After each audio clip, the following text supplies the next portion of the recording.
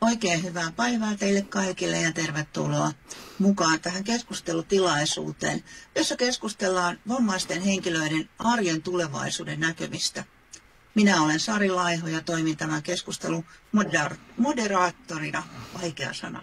Ja täällä sitten mukana keskusteluissa, olkaa hyvä Elina, kerrotko kuka sinä olet?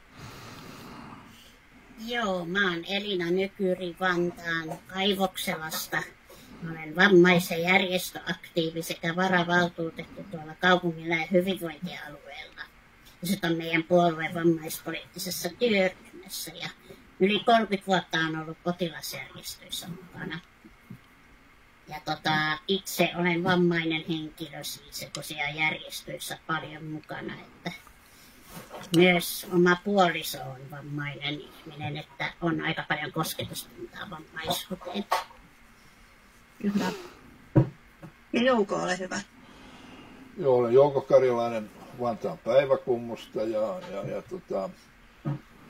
eläkkeellä oleva köyhyys- ja huono-osaisuustutkija. Taustalla myös sosiaalityötä eri sosiaalityön alueilla lastensuojelussa ja vankilasta vapautuneen asunnottomien piirissä.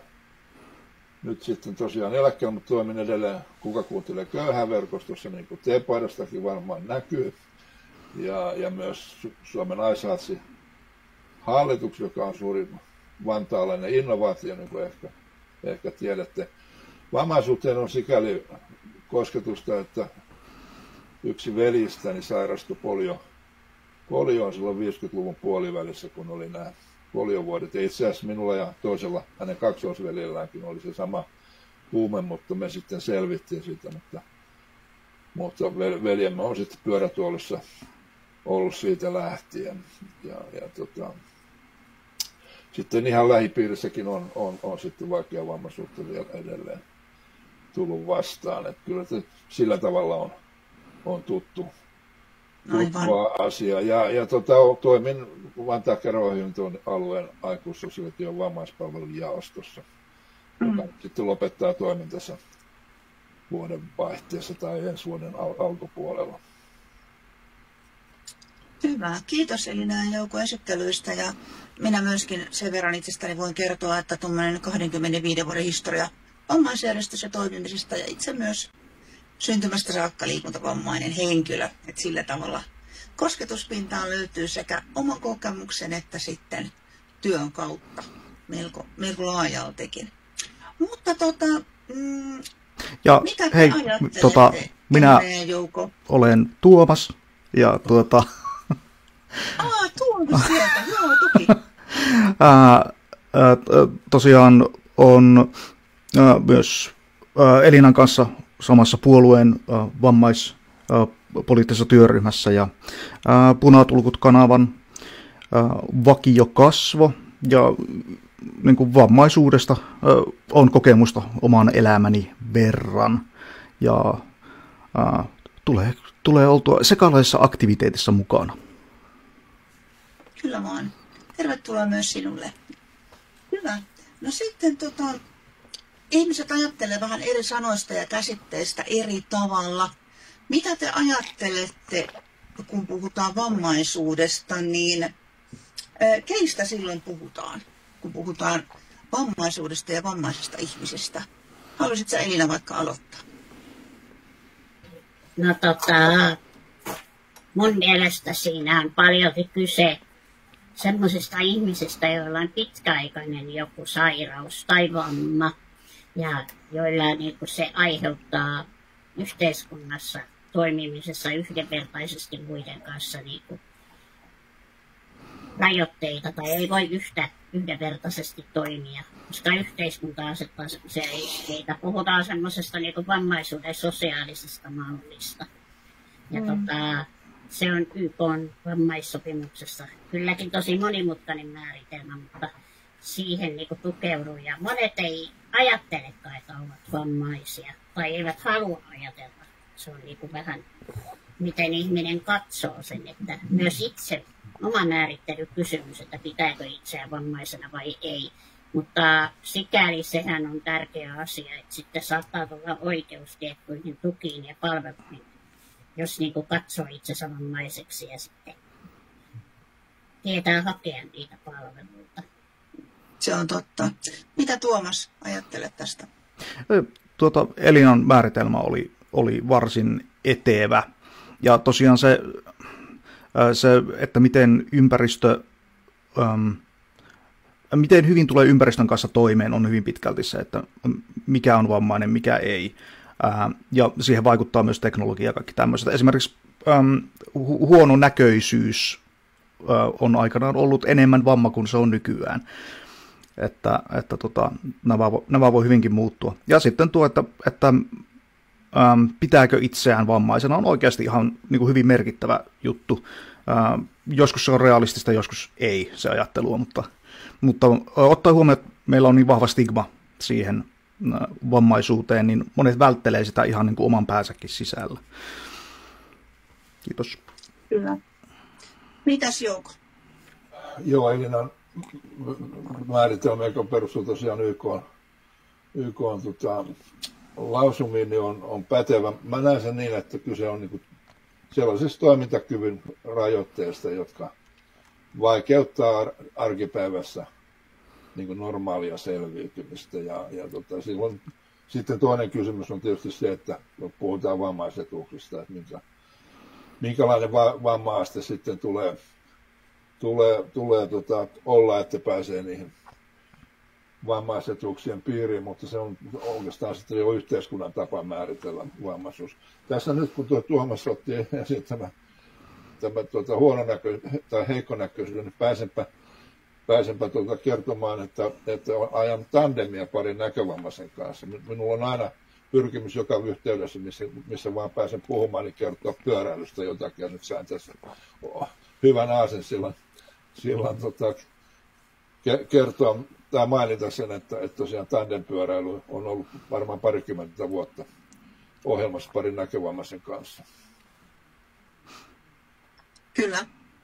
Itse ajattelen hyvin pitkälle samalla tavalla tai hyvinkin pitkälle, kuten äsken tästä. Ja siinä tuleekin joskus se ongelma silloin, kun ihmisillä on vaikeus hyväksyä omaa vammansa ja omaa avun tarvettaan, niin sitten miten sä sanoitat sen niin, että kuitenkin tulisi ne tarvittavat palvelut ja sitten hyväksyisit itse sen tilanteen, että hän olen joskus törmännyt joidenkin ihmisten kohdalla, että se ei olekaan niin yksinkertaista sitten. Kyllä, kyllä. No mutta hei, jos päätösvalta olisi nyt siellä teillä, niin millaisella päätöksellä parantaisitte niin kuin vammaisten ja läheisten arkea ja mennään ihan niin kuin siihen kunta- ja aluetasolle, että ajatellaan sitä kautta. Ja jospas mä annan nyt ensimmäisen puheenvuoron Joukolle tällä kertaa. Joo, no mulla kun pitkälti näihin kysymyksiin tuun köyhyystutkimuksen ja köyhyysaktiivismin kautta, niin mä näen niin, että varsinkin sellaiset ihmiset, jotka on olleet syntymästä saakka vammansa kantajia ja sillä tavalla toimintakyky on ollut eri tasolla rajoittunut, niin se näkyy myös sitten toimeentulossa ja mahdollisuuksia osallistua niin kuin sillä tavalla täyspainoisesti yhteiskunnan toimintaan. Vammaisuus on ilman muuta suuri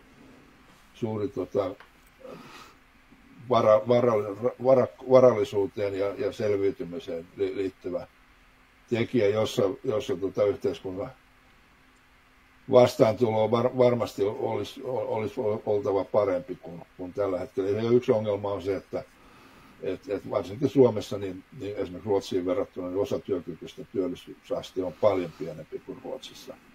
Ja kuitenkin se työllistyminen on paras keino tällä hetkellä myös köyhyydestä irtaantumiseen. Oikein muuten se ei ole mahdollista. Tällainen köyhyysnäkökulma mun mielestä tässä pitäisi muistaa koko ajan myös. Päätöksenteossa myös, aivan. Kyllä. Mitä Tuomas sanoo? Mä lähtisin ihan niin kuin konkreettisella tasolla penkeistä. Kun meidän suuret päättäjät ja niin kuin äveriäs eliitti ei halua nähdä niin kuin, minkäänlaista merkkiä kurjuudesta tai kodittomuudesta kaduilla, niin penkit on poistettu aika lailla katukuvaista. Tai niistä on tehty semmoisia, että niissä on mahdollisimman epämiellyttävää olla.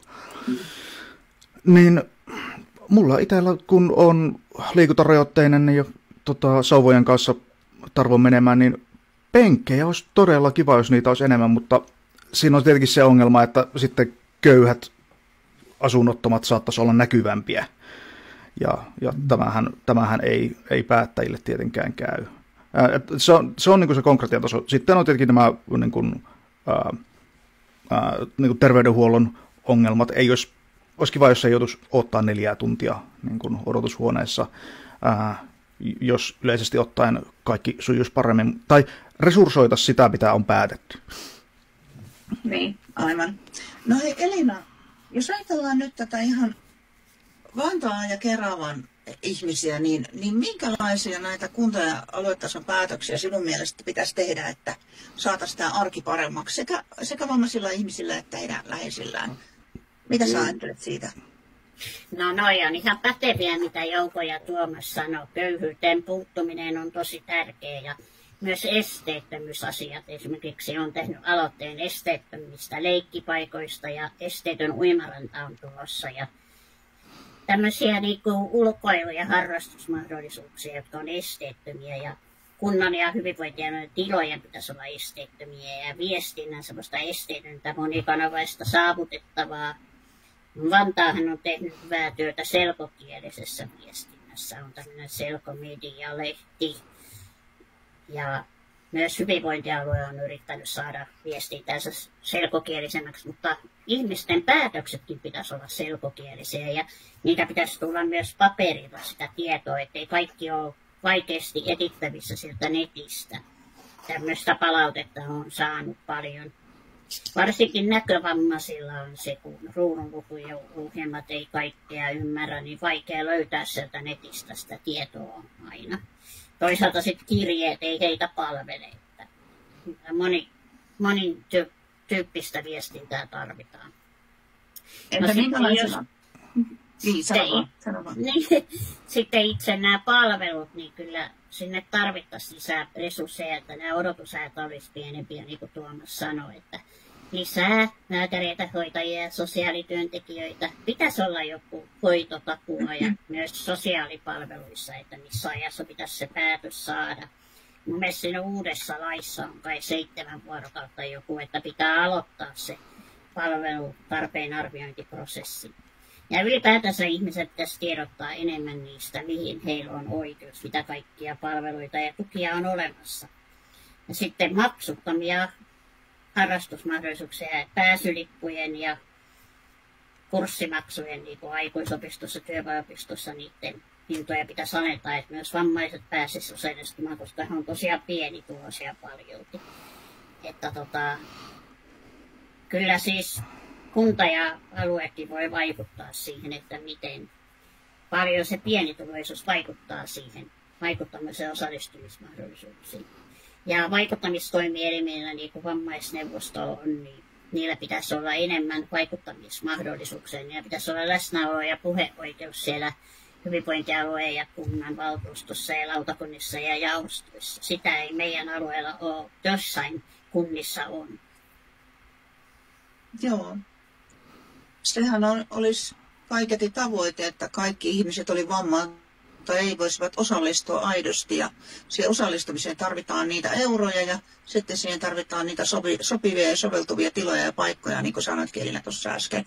Että näihin molempiin pitäisi pystyä vaikuttamaan, jotta se aito osallistuminen, aito yhdenvertaisuus toteutuisi. Ja myös saavutettavuus on tärkeä, niin kuin tuossa kerroitkin, että saavutettavuusasiat on myös huomioitava.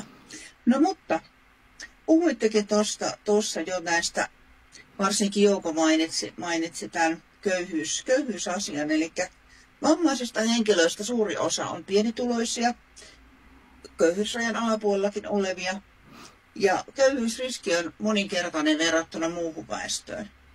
Niin mikä on se ajatus, mistä tämä johtuu? Siihen varmaan jotain asioita onkin niin kuin jo meillä jokaisella mielessä, mistä se voisi johtua. Ja sitten, mitä sille asialle voitaisiin tehdä, jotta se saataisiin muuttumaan? Aloitahan sinä, Jouko, kun tämä taitaa olla sinun lempilapsi nyt. lempilapsi on varmaan aika hyvä ilmaisu tässä yhteydessä. Joo, se on iso kysymys. Mä oikeastaan voisin aloittaa siitä, että tämä on 90-luvulla suuren laman jälkeen muun muassa kirkon yhteiskunnallisessa työssä otettiin niin kuin askelia poliittisen vaikuttamisen suuntaan. Ja yksi oli tämmöinen kirkon nälkäryhmä, joka oli hyvin korkean tason porukka, jossa oli puheenjohtajana piispa Eero Huovinen ja silloin eduskunnan puhemies Riitta Vuosukainen ja sitä rataa se toimikunta. Ja se sai vuoden työskentelyn jälkeen sitten sovittua ja hyväksyttyä semmoisen yhden lauseen, joka sitten meni myös Lipposen kakkoshallituksen ohjelmaan. Köyhyyden poistaminen nähtiin tärkeäksi. Ja se ehkä tietyllä tavalla kuvaa niin kuin pyrkimys politisoida tämä aineellinen hätä, mikä oli silloin kyllä erittäin akuutti kysymys, muun muassa toimeentulotuen määrien ja työttömien määrien mittareilla. Mutta se samalla sitten paljasti sen, sen tilanteen tietynlaisen karruuden, että ei yhdellä päätöksellä tai muutamalla ohjelmalla näin iso yhteiskunnallista ongelmaa ratkaista, vaan kyse on koko yhteiskunnan kaikki tasot lävistävästä ongelmasta. Ja itse asiassa hyvinvointivaltion projektina on ollut just se, jolla köyhyyttä on kyetty poistamaan. Ja nyt valitettavasti sieltä 90-luvun lamasta ja niistä Esko Ahon hallituksen aloittamisleikkauksista, on tultu tähän päivään, jossa hyvinvointivaltioita on selvästi purettu, ja sen vuoksi on kyllä erittäin oikeastaan mahdotonta sanoa mitään kovin yksinkertaisia ja selkeitä vastauksia tuohon sun kysymykseen. Se on koko yhteiskuntaa lävistävä kysymys, ja siinä työllisyys, erilaiset etuudet, vammaisten kohdalla tietysti erityisesti vammaisetuudet, ja sitten myös eläkkeiden tasot on kaikki ne on sellaisia, jotka on siinä sopassa mukana, ja sen vuoksi pitäisi saada käännettyä tätä laivaa nyt, tämän kurssia ihan toiseen suuntaan. Tässä mennään nyt erityisesti tämän nykyisen hallituksen toimesta aivan väärään suuntaan. Luodaan köyhyyttä todella radikaalisti, uusia köyhiä ryhmiä, ja siinä kyllä siinä vankilassa jää kyllä vähän kaikki huono-osaiset ihmiset nyt jalkoihin, niin vammaiset kuin vammattomatkin huono-osaiset ihmiset.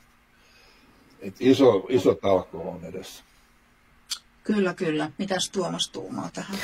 No, meillähän on yhteiskunnassa, meidän talousjärjestelmässä hyvin selkeä armoton logiikka, että sun arvo ihmisenä riippuu siitä, että kuinka paljon sä pystyt tuottamaan voittoa osakkeenomistajille.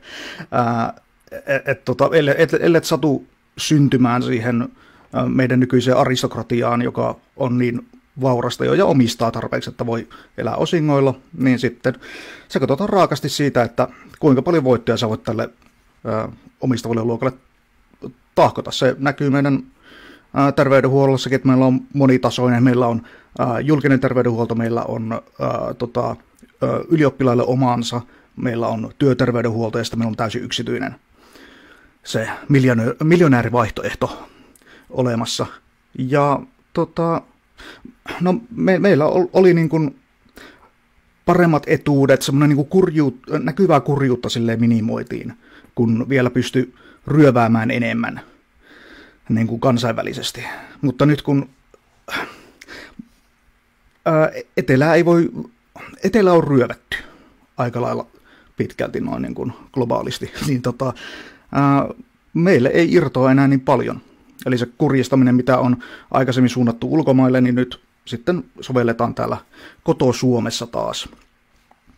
Ja mä en näe tälle niin kuin ratkaisua. Siis niin kuin, jos löytyisi joku muu ryövättävä taas, niin sitten me voitaisiin taas näillä saalilla elää. tai niin kuin, meidän elämää voisi pikkasen pehmittää sen aikaa, että niin kuin ei lähdetä tappelemaan, tai sitten me lähdetään tappelemaan. Se on se toinen vaihtoehto, että Jenkeissähän se toimitusjohtaja ammuttiin. Se on oikeasti niin kuin, mihin me ollaan menossa. Se oli vammainen. Se oli niin kuin vammainen ampui sen toimitusjohtajan. Mä en haluaisi, että me mennään sinne, mutta kun tämä linja tuntuu olevan se, että nyt että sinne mennään. Että toivottavasti ei, mutta Orpo hallituksineen tuntuu olevan hyvin sitä mieltä, että se on se, mihin on tarkoitus päätyä. Mitä Elina ajattelee tästä köyhyysriskistä ja moninkertaisesta köyhyysriskistä verrattuna vammattomaan väestöön? Mitä ajatuksia siitä? No kyllä se pitkälti johtuu just tästä yhteiskunnan heikosta sosiaaliturvasta ja siitä, että hyvinvointivaltiota on purettu.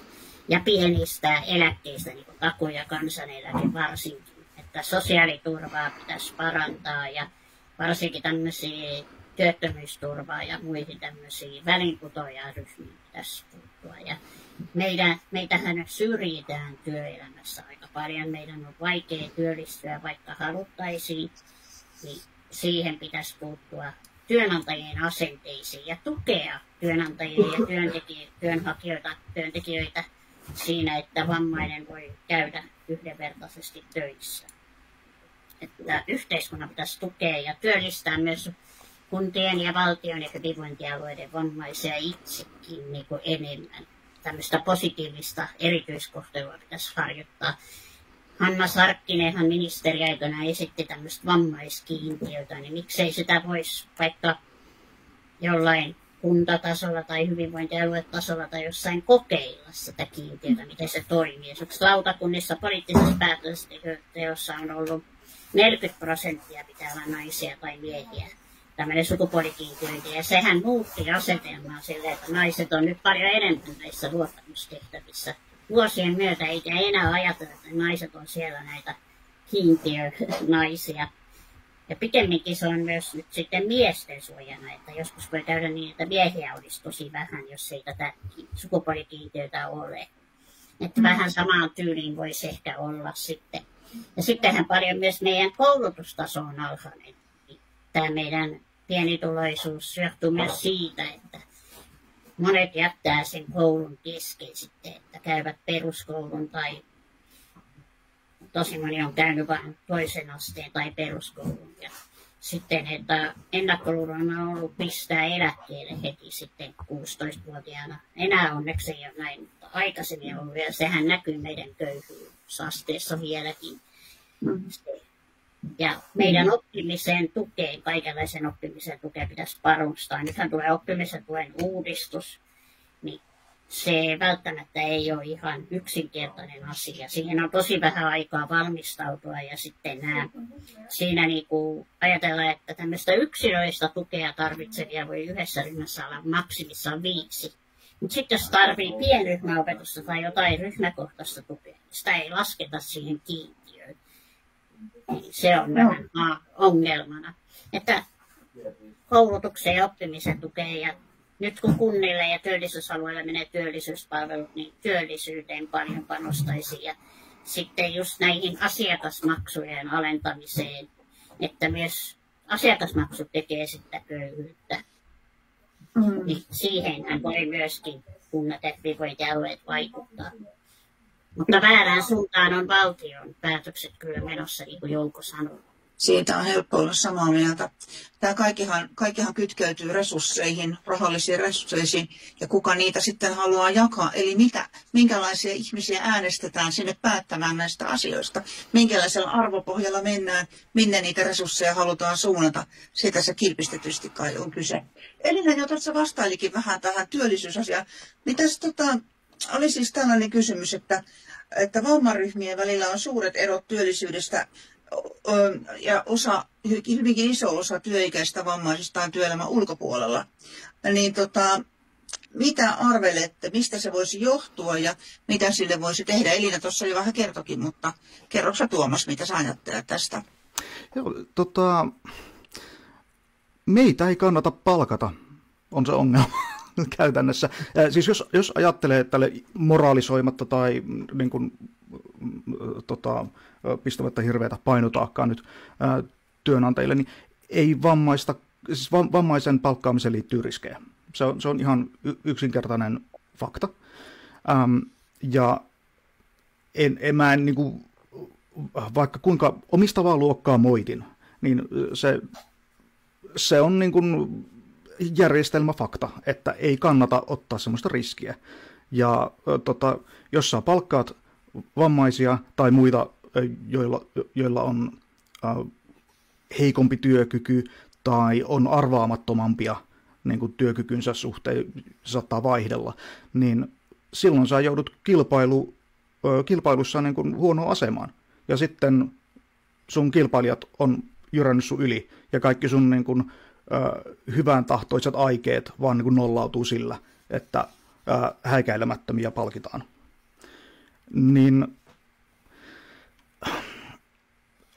siis työohjelmat vois olla ihan silleenkin, jos rohkaista siihen, että valtio tulisi vastaan. Se niin kuin auttaisi tässä kilpailujutussa jonkun verran, että se normalisoisi vammaisia työpaikoilla.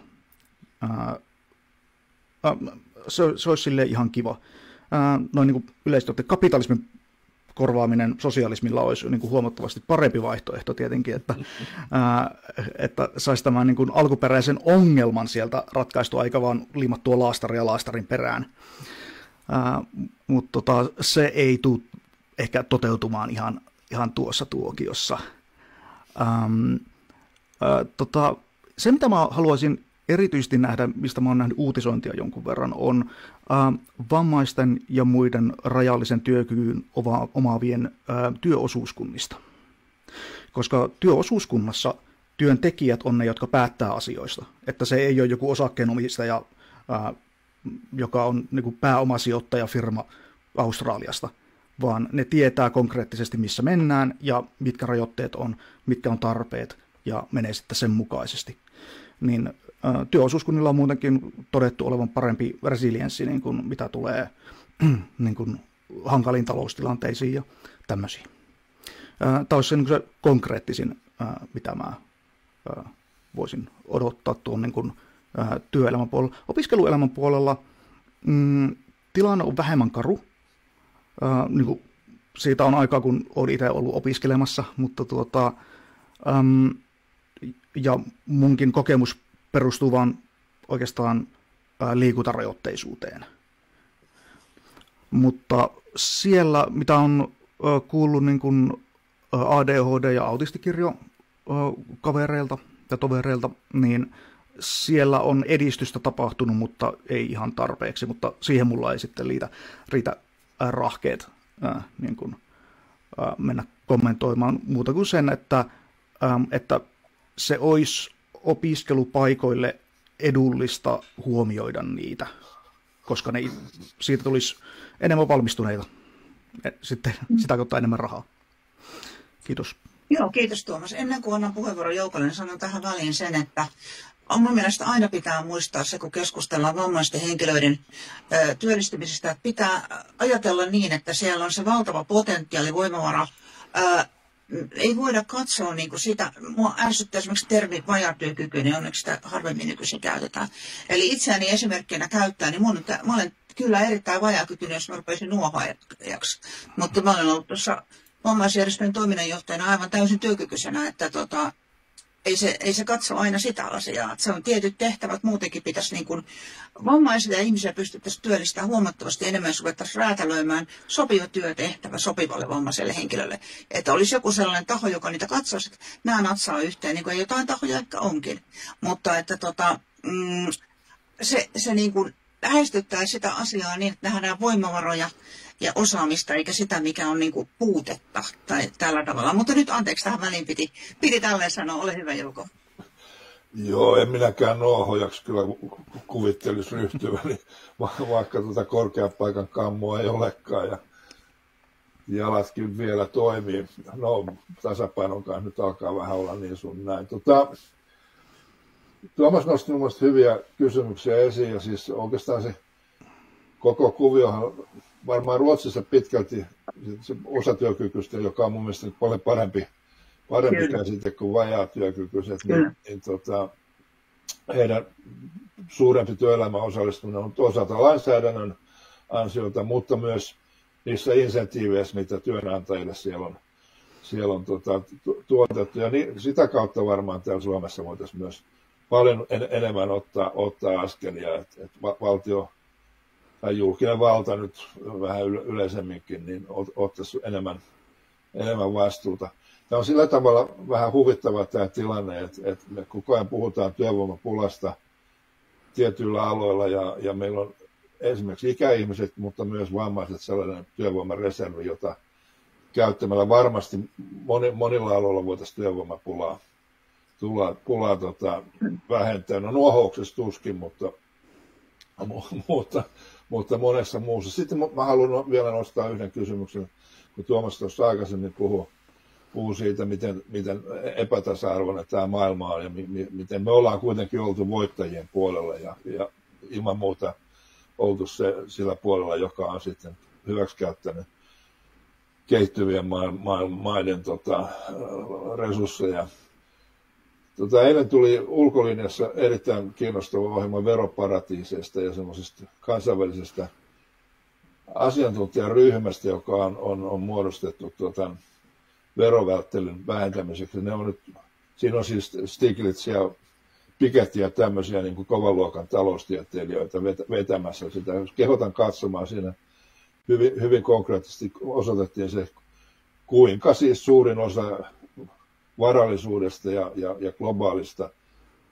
globaalista varallisuudesta menee hyvin pienen porukan käsiin ja näiden suuryhtiöiden käsiin, jotka ei maksa käytännössä veroja ollenkaan. Että ne resurssit, jos saataisiin sieltä käyttöön, niin aika moni asia olisi kyllä sitä kautta ratkaistavissa. Kyllä, kiitoksia tästä kommentista. Mennään eteenpäin vielä vähän erilaiseen asiaan, ikävään ja vakavaan asiaan. Vammaisten naisten ja tyttöjen riski joutua lähisuhdeväkivallan uhriksi on tutkimusten mukaan jopa 10-kertainen muihin naisiin ja tyttöihin verrattuna. Onko teillä ajatusta, mistä tämmöinen voi johtua ja mitä tälle asialle tulisi tai voitaisiin tehdä? Elina, ole hyvä. No tämähän on ihan tehty Suomessakin tutkimusta tästä ja se 10-kertainen riski on varmastikin noilla kehitysvammaisilla naisilla ja tytöillä, koska he on vielä suuremmassa riskissä verrattuna muihin vammaisiin. Ja sehän liittyy siihen, että me ollaan hyvin haavoittuvaisessa asemassa ja riippuvaisia läheisistä tai avustajista tai kenestä vaan, ja siinä on sitten se riski myös joutua uhriksi. On helppo hyväksikäyttää semmoista itsestä riippuvaista ihmistä. Ja myös henkistä väkivaltaa saattaa joutua vammaiset kokemaan. Ja yhteiskunta myös vaikuttaa siihen, ennakkoluulot ja asenteet. Ja ne olosuhteet, missä monet vammaiset elää, että asumisyksiköissä ja palvelutaloissa ja laitoksissa, siellä on isot riskit myöskin. Että, ja mitä sille voitaisiin tehdä, niin no, siitä pitäisi enemmän puhua. Onneksi on ruvettukin puhumaan. Määrätietoisesti pitäisi olla valtiolla ja alueilla ja kunnilla kaikilla ohjelmia ja suunnitelmia puuttua ja ehkäistä sitä lähisuhdeväkivaltaa ja just nimenomaan kohdistaa sitä myös vammaisiin naisiin ja tyttöihin. Heille pitäisi antaa sitä viestintää ja tietoa myös siitä, että tämmöinen riski on oikeasti olemassa ja miten sitä voi omalla toiminnallaan vaikuttaa siihen. Ja just tämä viestintä siitä, että uhri ei ole ikinä syyllinen, se on se tärkeä. Että miten siitä tilanteesta pääsee sitten eroon, jos joutuu lähisuhdeväkivallan kohteeksi. Se ei ole helppoa. Paljon resursseja. Ne esitettiin Vantaan kaupungille, että olisi tämmöinen lähisuhdeväkivallan ehkäisyn tai vähentämistyön koordinaattori. Semmoista ei sitten budjettiin hyväksy. Ehkäisyn työn koordinaattori kyllä kuuli, mikä liittyy myös tähän, koska myös tähän väkivaltaan liittyä päihteiden käyttöön. Kyllä. Itse tähän väliin sanon sen verran, että silloin kun vammainen nainen joutuu olemaan riippuvainen henkilöstä, jonka kanssa hän on parisuhteessa, ja sitten jos tämä henkilö kohtelee kaltoin, niin sitten sä olet kuitenkin avun suhteen riippuvainen, niin se on sietämätön tilanne. Eli pitäisi nämä yhteiskunnan rakenteet järjestää niin, että kukaan ei joudu olemaan sellaisessa tilanteessa, että hän joutuu turvautumaan vaan niin kuin jonkun läheisen henkilön apuun. Ja toinen asia, niin esteettömät turvakodit on sellainen asia, minkä puolesta mä aina puhun. Eli turvakotien pitää olla kaikille saavutettavia, kaikkien pitää päästä turvaan. Nyt ole hyvä, Jouko. Joo, siis tämähän on isompi yhteiskunnallinen ongelma. Tämä oikeastaan juontaa siitä tilanteesta, missä Suomi on valitettavan niin kuin huonossa porukassa. Lähisuuden väkivaltahan on ihan tuoreen tutkimuksen mukaan, joka juuri julkistettiin, iso ongelma. Iso ongelma Suomessa. Suomi on tässä suhteessa todella niin kuin huonossa seurassa. Ja totta kai se heijastuu sitten haavoittuvassa asemassa oleviin ihmisiin vielä voimakkaammin kuin tämmöinen asetelma ylipäänsä yhteiskunnassa on. Jos nyt jotain myönteistä tästä haluaa siis jotakin myönteistä sanoa, niin onhan tilanne toki parantunut tässä vuosien varrella. Ja nyt kun tuli tämä tuore raportti, niin aika vähissä oli ne sellaiset kommentit, joita aikaisemmin saatiin kyllä ilman muuta nähdä ihan julkisuudessakin, jossa vähäteltiin koko ongelmaa ja tehtiin uhrien niin kuin ongelma. Että on sillä tavalla yhteiskunnan ilmapiiri onneksi vähän tervehtynyt ja varmaan MeToo-liikkeellä on tässä suhteessa ollut erittäin suuri merkitys, vaikka se ei onnistunutkaan estää tämän yhden mulkeron pääsyä taas riehumaan tuonne Yhdysvaltojen presidentin tehtäviin. Joo, näin on. Hyvä. Nyt me katsotaan kelloa, niin yritetään vähän silloin tiivistää meidän puheenvuoroja. Ole hyvä, Tuomas. Mitä sä oot tästä asiasta mieltä? Tämä niin kuin, me kaikki ollaan riippuvaisia toisistamme. Ja se olisi niin kuin semmoinen, mitä meidän yhteiskunnan rakenteiden olisi hyvä heijastaa, että ei olisi riippuvainen yhdestä henkilöstä. Se on aina huono tilanne kaikille osallisille. Joten kolmannet tilat, esteettömät yhteisötilat, joissa voisi kohdata toisia ja tavata toisia, saada sen kontaktin aikaan ja saada ystävyyssuhteita ja sitä kautta niin kuin vertaistukea myös. Ja yleisesti ottaen vaan, niin kuin, se olisi kaikilla vaan niin paljon parempi, jos me voitaisiin niin kuin viettää toistemme kanssa aikaa muutenkin kuin käyttämällä rahaa ja kuluttamalla. Kyllä. Kiitos tästä. No niin, ja sitten mennään vammaispalvelulain kimppuun. Mielenkiintoinen asia. Eli tuossahan se sitten tammikuun 1. päivä pärähtää ja mitäs se herättää nyt ajatuksia? Tuleeko mahdollisesti myöntämisperusteisiin jotakin uudistuksia? Miten ne uudistukset tulee mahdollisesti vaikuttamaan vammaisten ihmisten arkeen? Mehän emme vielä tiedä, mutta meillä voi olla siitä ajatuksia. Mitä tästä? Aloitatko sä, Elina? Mitä sä ajattelet? No sehän on alun perin, kun viime vuonna hyväksyttiin viime huhtikuussa tämä uusi vammaispalvelulaki, niin sitähän pidettiin hyvänä ja ajateltiin, että sinne tulee näitä väliinputoajaryhmiä, justiin autismikirjon henkilöt sais helpommin palveluita ja tulee uusia palveluita sinne, se niin kuin on hyvä. Mutta nyt sitten kun Orpo mahdollisesti muuttaa sitä, ketä se laki koskee ja soveltamisalaa kohdejoukkoa, niin silloin voi käydä niin, että vain vaikeammin vammaiset pääsee sinne piiriin. Vaikka ne ilmeisesti on vähän lieventämässä sitä, että se ei olisi niin tiukka se määrittely, mutta silti riski on, että iäkkäät ja nuoremmat, lapset ja nuoret kärsii, että he ei pääse niin helposti vammaispalvelulain mukaisten palveluiden piiriin. Ja sitten arjessa se voi näkyä silleen, että joutuu maksamaan palveluista, ne voi olla epätarkoituksenmukaisia, ja se joutuu sosiaalihuoltolain mukaisten palveluiden piiriin. piiriin.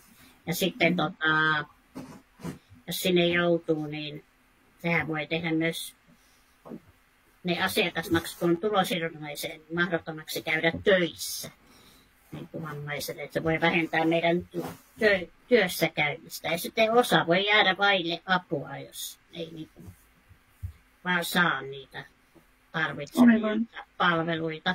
Mutta myöntämisperusteet, sinne tulee tosiaan uusia palveluita ja sitten voi tiukentua se, että ketkä sinne yksittäisen palvelun piiriin pääsee. Ja kuljetuspalveluihin tulee lisää erilaisia vaihtoehtoja. Joo, esim. Mönkiä. Se on yksi vaihtoehto. Okay. Kiitos Elina tästä. Tuomas, mitä sä oot mieltä?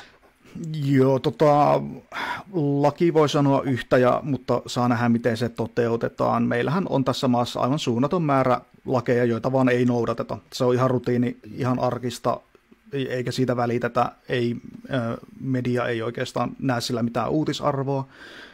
Sillä ei ole niin kuin, katsota olevan silleen, niin kuin mitään merkitystä. Ja en usko, että tuo tulee oikeasti parantaa asioita, koska siellä on aika monta virkamiestä ja tämmöistä, joiden tarkoitus on oikeastaan tehdä meidän elämästä vaikeampaa. Valtio katsoo ensisijaiseksi arvokseen niin kuin, tukea elinkeinoelämää, kuten tykkäävät sanoa, eli ruokkia rikkaiden pistetilejä meidän kustannuksella, että joo, en ole optimistinen. No, mutta kiitos tästä. Mitäs Jouko? Meinaatko hommata mönkiä, Tuomas? Se olisi itse asiassa aika... Mutta kelkka oli myös no niin. Mun lapsenlapset, pojat olisivat hyvin innoissaan. Tosin mulla ei mitään mahdollisuuksia semmoisia hankkia, mutta joo. Siis tämän Orpon hallituksen lainsäädäntötyötähän leimaa hyvin vahvasti se, että kaikki tehdään hirveällä vauhdilla. On vaan kuvitella, minkälainen kaos sosiaali- ja terveysministeriön lainvalmistelussa vallitsee. Tunnen kuitenkin edelleen aika monta siellä työssä olevaa ja heidän puolestaan kyllä tunnen myötätuntoa. Ja toinen, mikä nyt näkyy esimerkiksi tässä tämmöisessä vammaispalvelulain niin kuin viime käänteessä, että tätä ikävaiheen mukaista tai elinvaiheen mukaista vammaisuuden määritelmää sitä sitten veivattiin ja sitten lopulta todettiin, että se ei kestä perustuslaillista tarkastelua. Sitten taatusti on kerrottu niille jo aikaisemmin, mutta hallitus halusi vain jääräpäisesti viedä sen niin kuin viimeiseen saakka, kunnes joutui luopumaan. Ja toinen, johon itse asiassa Tuomas mun mielestä viittasi, on se, että näitä vaikutusarvioita ei tehdä ollenkaan. Tehdään päätöksiä ja sitten niin kuin Juuso jonkun, mä muistan minkälainen yhteydessä hän totesi, että no me sitten nähdään, minkälaisia vaikutuksia siinä on.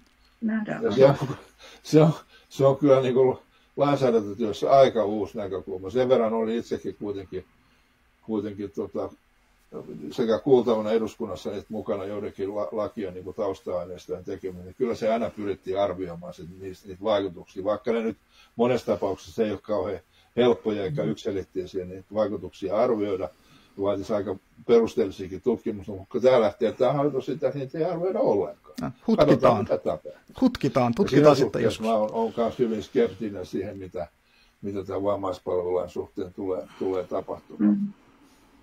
Hyvä, kiitos. Minun suuri huoleni on tämä, että ihmisiä ruvetaan siirtämään sieltä vammaispalvelulaista sinne sosiaalihuoltolakiin. Palvelut tulee maksullisiksi, ihmisille ei ole tosiasiallisesti varaa maksaa niitä palveluista, tulevia asiakasmaksuja, heillä ei ole mahdollisuutta käyttää tarvitsemiaan palveluita. Ja tästä tiedetään kaikki, mikä kaos ja seuraus tästä syntyy ihan yksilön tasolla, mutta myös meidän yhteiskunnallisissa rakenteissa. Eli tämä on se suuri huoli, tässä pitää olla nyt tosi tarkkana ja toivotaan, että lakia luetaan positiivisella tavalla. Se, kuka siihen sitten jaksaa uskoa. Kuka sitä lukeekin. Niin, kuka lukee ja miten lukee. Täyttyykö yhdenvertaisuus kaikilla paikkakunnilla? Lain pitäisi olla tasapuolinen kaikkiin kohtaan, ihan sama missä asut. No, me kaikki tiedetään, että näin se ei ole. Hei, vielä syrjinnästä. Valitettavasti syrjintä on yleistä. Ja sitten jos ihminen kuuluu vielä kahteen eri vähemmistöryhmään, sanotaan, että sulla on vamma ja sulla on sitten eri synnyinmaa kuin täällä pääsääntöisesti asuvilla ihmisillä, niin riskit kasvaa niin kuin siinä kohtaa entisestään. Ja mitä ajattelet, että miten voisi puuttua niin kuin vähemmistöihin kuuluvien vammaisten ihmisten syrjintään ylipäätään? Miten siihen voisi puuttua, miten sitä voisi ehkäistä, miten se voisi ottaa esille? Mitä ajattelette tästä? Onko joku, joka haluaa sanoa ensin? Mä voin tällä kertaa täällä määräyttää. Voisin heittää tähän niin semmoisen kysymyksen. Tämä on lähtökohdalla, että ensin pitäisi hyväksyä, että semmoinen ongelma on olemassa. Mä luulen, että sitä ei niin kovin laajasti kansalaisyhteiskunnassa tällä hetkellä niin nähdä. Suhtautuminen, ja se lähtee nyt varmasti niin päin liikkeelle, että kun puhutaan muunkielisistä tai muun kuin kantasuomalaisesta väestöstä, niin väestön valtaenemmistön asenteet valitettavasti on kielteisiä heti lähtökohtaisesti. Ja heillä on niin paljon suurempi kynnys niin todistaa olemassaolonsa ja elämisensä oikeutus kuin meillä kantasuomalaisilla, vaikka meillä on sitten minkälaista reihua tässäkin porukassa löytyy. Se on lähtökohtaisesti on niin valtava kynnys siinä ylitettävänä, jolloin tietysti kyse on siitä, että miten me onnistutaan tässä yhteiskunnallisen asenneilmapiirin kääntämisessä, joka tällä hetkellä menee kyllä ihan toiseen suuntaan. Että jos nyt todettiin, että niin kuin sosiaaliturvan ja ihmisten oikeuksien näkökulmasta ollaan koko ajan menossa väärään suuntaan tämän historian oikeistolaisemman, tai ainakin lähihistorian oikeistolaisemman hallituksen tuomasta, niin asenteiden ja varsinkin maahanmuuttajien suhteen ja asenteiden tasolla ollaan aivan niin kuin palaamassa jonnekin keskiajalle. Tämä on ihan posketon siis suhteessa tämä yhteiskunnan ilmapiiri. Sieltähän tästä pitäisi niin kuin lähteä ja löytää siihen lääkkeitä, ja eipä niitä ole kauhean helppo löytää, mutta siitä on vaan nyt pakko lähteä, että me pidetään yllä tätä keskustelua, ja Vasemmistoliitto tässä suhteessa, onneksi joidenkin muidenkin oppositiopuolueiden kanssa, niin on ollut aika ryhdikäs tässä suhteessa, muun muassa näissä käännytyslakiasioissa. Kyllä. Hyvä, hei, kiitos. Elina, otatko tästä koppia ja jatkat? Joo, hyviä näkökulmia oli joukolla. Joo. Ei, yhteiskunnan ennakkoluulot ja asenneet on hyvin tärkeää. Niihin pitäisi puuttua, ja se myös lähtee siitä, että nämä vaikkapa maahanmuuttajataustaiset vammaiset tulisivat näkyvimmiksi, että he olisivat enemmän niin kuin näkyvillä vaikka puolueiden viestinnässä tai järjestöissä tai missä vaan heitä pitäisi aktiivisesti pyytää mukaan. Ja sitten pitäisi olla paikkoja, niin kuin Tuomas aikaisemmin puhui näistä maksuttomista tiloissa, missä ihmiset voi kohdata ilman, että tarvitsee kuluttaa tai muuta. Että kuntien pitäisi järjestää enemmän asukastiloja, nuorisotiloja ynnä muuta, missä vähemmistöt ja valtaväestö voisi kohdata toisiaan, niin ehkä ne vähennisi ne ennakkoluulot ja asenteet sitten sitä kautta. Ja sitten myös sosiaaliturva ja palvelut vaikuttaa tähän, että pitää olla yhtäläiset mahdollisuudet olla mukana. Kyllä. Vamma itsessään aiheuttaa sitä vaikeuttaa osallistua, niin siihen pitäisi puuttua. Ja tarvittaisiin myös tuonne poliittiseen päätöksentekoon luottamushenkilöiksi näitä vähemmistöryhmiin kuuluvia ihmisiä. Vammaiset on yksi ryhmä ja sitten vielä moninkertaisesti syrjintäriskissä olevia ihmisiä, niin kuin vaikka maahanmuuttajataustaisia vammaisia tai sukupuoli- ja seksuaalivähemmistöihin kuuluvia vammaisia, niin tarvittaisiin sinne eri tasojen päätöksentekoon ja vammaisneuvostoihin ja muihin, että näkyvämmäksi tekemistä ja siitä puhumista enemmän ja selkokielistä ja monikielistä viestintää, että se viesti menee myös vaikka olisi kielikynnys asioissa. Ja annetaan siis se osallistumisen ja osallistamisen mahdollisuus, että aidosti osaksi yhteiskuntaa. Tuomas, mitä sinä? Joo, just, siis valtaa tarvisi. Jos me halutaan olla oikeasti demokraattisia, silloin kaikilla pitää oikeasti olla ihan konkreettista valtaa niin kuin vaikuttaa omaan elämäänsä. Ja nämä Elinan pointit, komppaan niitä täysin. Totean tähän vaan, että jos tämä hallitus on meille, jos ei mitään muuta opettanut, ainakin sen, että meidän ei kannata nojata valtioon näissä asioissa, koska 4 vuoden päästä se saattaa aina muuttua radikaalisti. Joten se olisi hyvä saada muiden kanavien kautta tämä muutos ja nämä tilat ja mahdollisuudet luotua, koska niitä ei pureta sitten ihan noin vaan. Kyllä, kiitos. No niin, mennäänpä viimeiseen kysymykseen. Kello käy. Me tiedetään kaikki tämän hallituksen linja, kenen puolella se on ja kenen puolella se ei ole. Siellä on tullut voimakkaita heikennyksiä. Heikennyksiä on tullut muualtakin. Esimerkiksi järjestöjen rahoitusta on leikattu merkittävästi ja tullaan leikkaamaan. Ja monenlaista heikennystä on. Mitä te ajattelette, mitä voisi kunta- ja aluetason päätöksillä vaikuttaa sillä tavoin, että elämä olisi edes vähän siedettävämpää? Mitä on tehtävissä tämän kaiken keskellä? Tuomas. Mitä on tehtävissä? Eikös Lenin kirjoittanut tuosta joskus? Tuolla nimenomaisella otsikolla.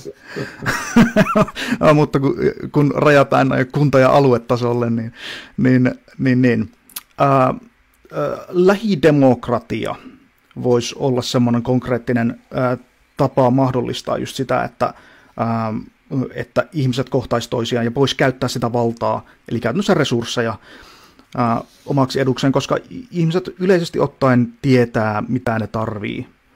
Ja just niin kuin yhteisötilojen ja tämmöisten kehittäminen yhdessä sillä, että porukkaa vedetään mukaan, niin olisi tosi hyvä.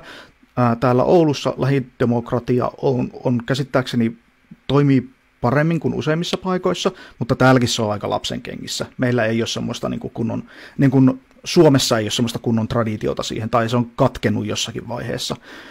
Ja että se otettaisiin vakavasti ja rahoitettaisiin kunnolla. Kyllä. Jouko.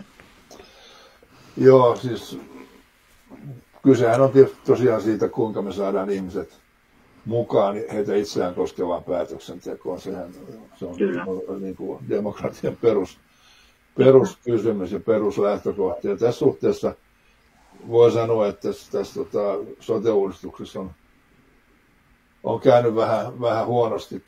Tässä on tietysti monta syytä, eikä voida niihin mennä, mutta tämä ajoitus oli vähän ongelmallinen, mihin tämä nyt sattui. Ja se, että koko niin kuin hallintorakenne on vielä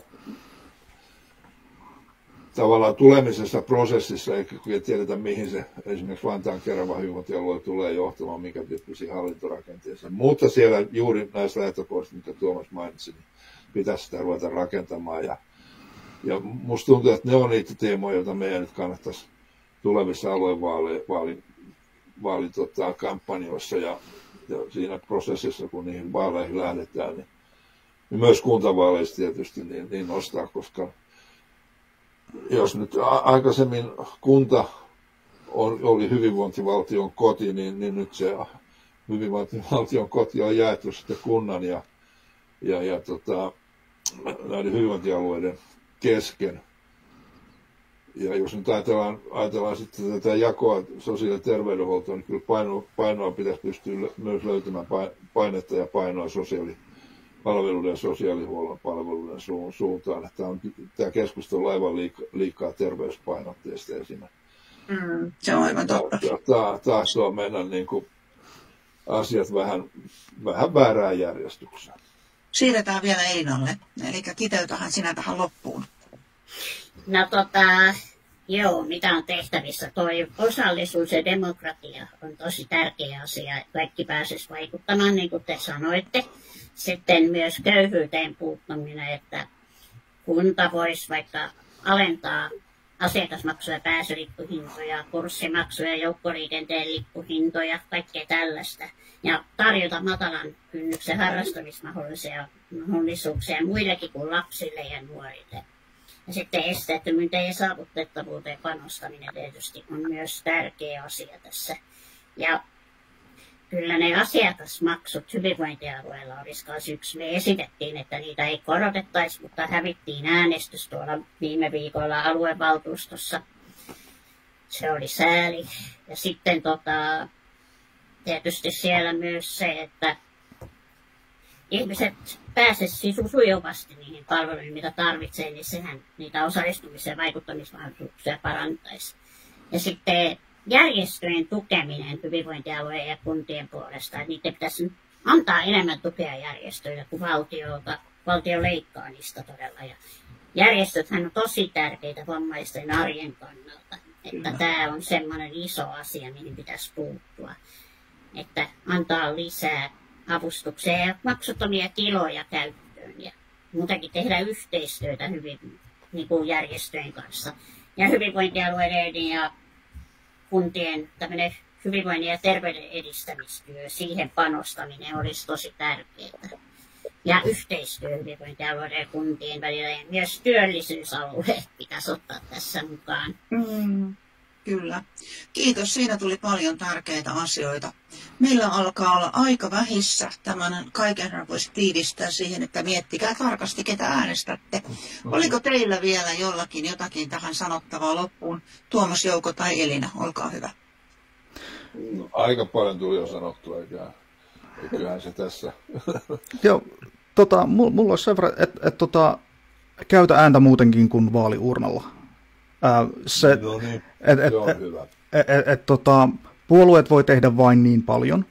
Ensinnäkin sä et äänestä, että ketä valtiovarainministeriössä istuu, joka on loppujen lopuksi se, joka pitää rahahanat käsissään. Niin hakeudu toimintaan, mihin tahansa semmoiseen toimintaan, joka vaikuttaa hyvältä niin kuin, yhdistys tai muu, joka koittaa yhteiskunnallisesti vaikuttaa. Se oikeasti, vaikka se mahdollistaa sen, että sä löydät muita, joita ärsyttää samat asiat, riippumatta onko vammainen tai et. Se ihan, jos se on vaan niin kuin ärsyttää yhteiskunnalliset asiat, niin hakeudu johonkin piiriin, jonkinlaiseen meininkiin, että tulee se yhteisö, että sä et ole yksin. Ja sitten tätä voitte jopa miettiä, että mitä tehdä asioille. Joo, se on tosi tärkeä juttu. Ja kiitän teitä kaikkia kovasti, kun olitte mukana keskustelussa. Semmoisen mä sanoisin, että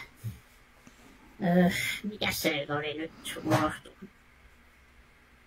Että myös valtaväestön pitäisi olla vähemmistöjen puolella, että muistakaa te valtaväestöön kuuluvat, että tekin voitte puhua vähemmistöjen oikeuksista ja antaa ääntä kuuluviin vaikka vammaisten asioille. Ja järjestöihin voi lähteä mukaan, vaikka kuuluisi valtaväestöönkin, vaikka kannatusjäsenykset tai miten vaan. Ja sitten on tosi tärkeää tosiaan käyttää sitä ääntä muutakin kuin vaaliuurnalla, mutta myös siellä vaaliuurnalla äänen käyttäminen on tärkeää. Ja sitten, että nythän etsitään ehdokkaita kunta- ja aluevaaleihin, että jos vaikuttaminen kiinnostaa, niin olisi tosi tärkeää, että ne vammaiset lähdettäisiin ehdokkaiksi myöskin, jos vähänkin kiinnostaa yhteiskunnallinen vaikuttaminen. Ja myös vammaisten läheiset ja kaikki muutkin vähemmistöt ja valtaväestökin. Hyvä. Hei, kiitoksia teille Tuomas, Jouko ja Elina. Kiitos teille kaikille siellä, ketä olette olleet mukana kuuntelemassa. Ollaan kaikki yhdessä aktiivisia ja ei lannistuta. Kiitos. Hei hei. Kiitos Sarillekin.